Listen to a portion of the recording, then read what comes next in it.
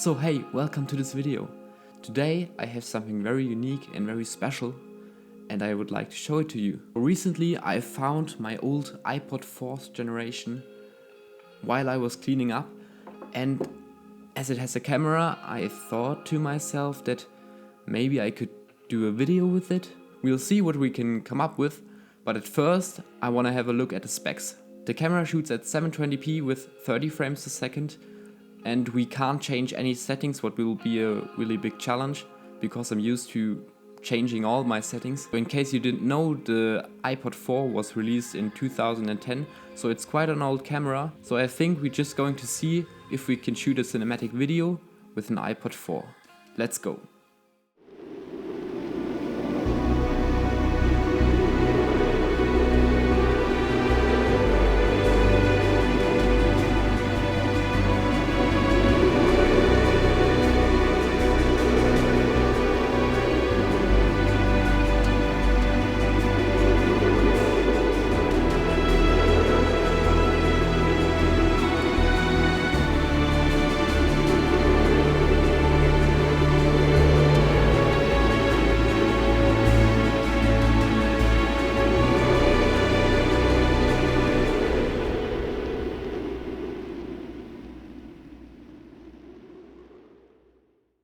So there you have it.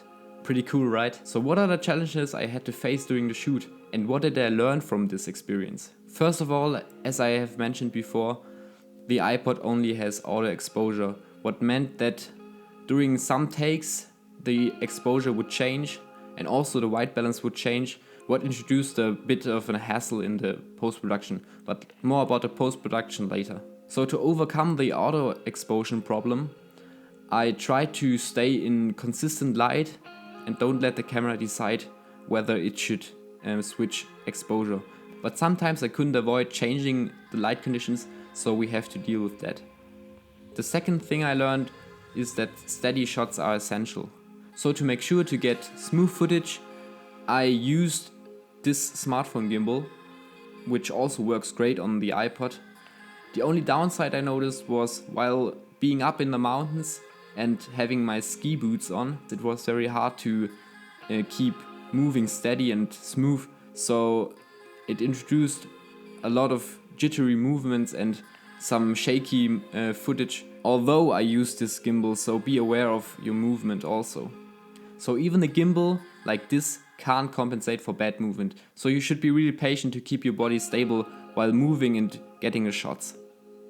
Now into post-production. The first thing I did was I interpreted all the footage into 24 frames a second.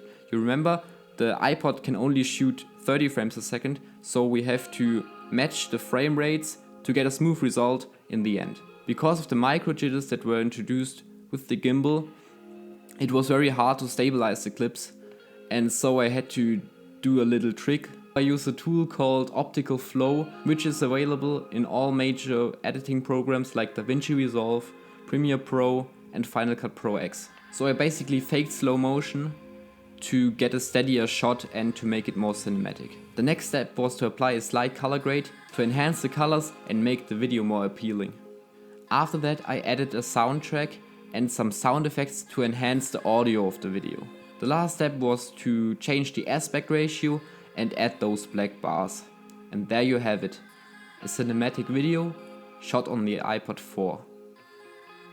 In conclusion, I would say it is definitely doable to shoot a cinematic video only with an iPod 4, but you need a certain skill set to achieve good results, even with such a low-end camera. It's neither easy nor convenient, but a really fun challenge to do, and I think you can benefit from it because you learn a lot of things you don't think about if you have like your DSLR in your hands and just do the things like usual. With those cameras you have to be much more specific in what you shoot and how you shoot it to achieve good results.